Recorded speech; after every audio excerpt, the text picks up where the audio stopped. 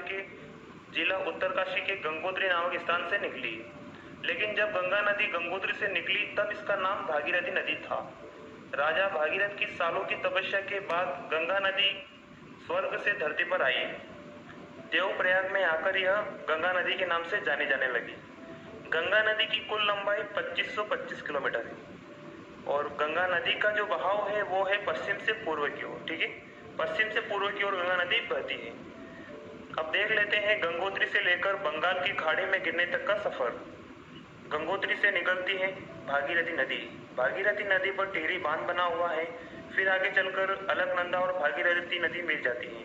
उस स्थान को देवप्रयाग कहते हैं। इस स्थान से ही भागीरथी नदी गंगा नदी के नाम से जाने जाने लगी। अलकनंदा नदी संतोषवन से निकलती है। ठीक है, वहां से बढ़ती हुई गंगा नदी हरिद्वार में आकर मैदानी भागों में आ जाती है। दोस्तों, ये प्रश्न एग्जाम में कई बार पूछा गया है कि कहाँ पर आकर गंगा नदी पहली बार मैदानी भागों में आती है। ठीक है, फिर हरिद्वार से ऋषिकेश, उत्तर प्रदेश, कानपुर, इलाहाबाद और वाराणसी में आ जाती है। वाराणसी से बहती हुई बिहार, पटना में प्रवेश करती है। पटना में ही महात्मा गांधी सेतु बना हुआ है। पटना में बहती हुई पश्चिम बंगाल में प्रवेश करती है। गंगा नदी पश्चिम बंगाल में आकर दो नदियों में बढ़ जाती है।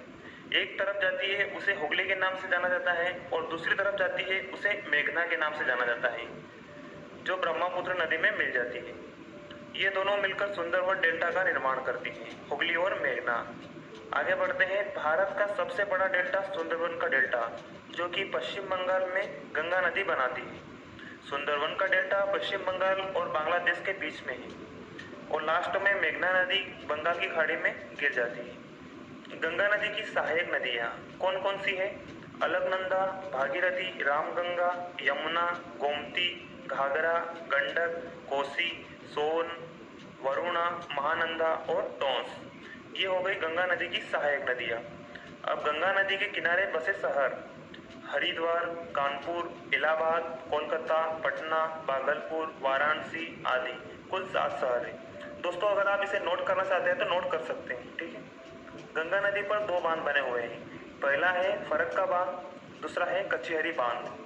सन 2008 में गंगा नदी को राष्ट्रीय नदी का दर्जा दिया गया। चलिए अब देख लेते हैं इसके कुछ महत्वपूर्ण पॉइंट। पहला पॉइंट है गंगा नदी 5 राज्यों से होकर गुजरती है: उत्तराखंड, उत्तर प्रदेश, बिहार, झारखंड और पश्चिम बंगाल। सेकेंड पॉइंट है गंगा नदी की सबसे बड़ी सहायक नदी यमुना नदी है, जो कि हिमालय से निकलती है। तीसरा पॉइंट है गंगा नदी पश्चिम बंगाल में आकर 2 नदियों में बढ़ जाती है। उसके बाद नेक्स्ट पॉइंट है गंगा नदी की अंतिम सहायक नदी महानंदा नदी है। उसके बाद अगला पॉइंट, गंगा नदी हरिद्वार में आकर मैदानी भागों में आ जाती है। नेक्स्ट पॉइंट है गंगा नदी को बांग्लादेश में यमुना नदी के नाम से जाना जाता है। उसके बाद नेक्स्ट पॉइंट है गंगा नदी जब बंगाल की खाड़ी में गिरती है तो उसे मेघना नाम से जाना जाता है। उसके बाद नेक्स्ट पॉइंट है गंगा नदी की सबसे ज़्यादा लंबाई उत्तर प्रदेश में है, 1000 किलोमीटर। ठीक है, उसके बाद अगला पॉइंट है गंगा नदी दक्षिण की ओर बहती हुई बंगाल की खाड़ी में गिरती है।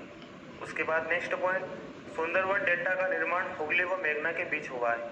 आगे बढ़ते हैं। सुंदरवन डेल्टा के निकट कोलकाता का बंदरगाह है, जिसे पूर्व का लंदन कहते हैं। चलिए अब जान लेते हैं सबसे इम्पोर्टेंट प्रमुख 5 प्रयाग।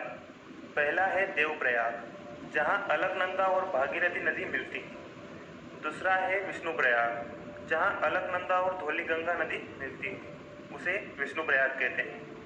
तीसरा है नंदप्रयाग, जहाँ नंदाग्नि और अलकनंदा नदी मिलती है, उसे नंदप्रयाग कहते हैं। उसके बाद है रुद्रप्रयाग, जहाँ अलकनंदा और मंदाग्नि नदी मिलती है, उसे रुद्रप्रयाग कहते हैं। और लास्ट में है 5वां कर्णाप्रयाग, अलकनंदा और पिंडरप्रयाग नदी मिलती है, उसे कर्णाप्रयाग कहते हैं। दोस्तों, अब हमारे सामने बात आती है कि गंगा नदी का पानी सालों साल क्यों नहीं सड़ता है? क्योंकि गंगा नदी के पानी में बैक्टीरिया नामक जीवाणु होते हैं, इसलिए आप गंगा जल को रखते हैं तो वह खराब नहीं होता है। दोस्तों, आज के लिए इतना ही। आप मुझे कमेंट करके बताएं कि ये वीडियो आपको कैसा लगा।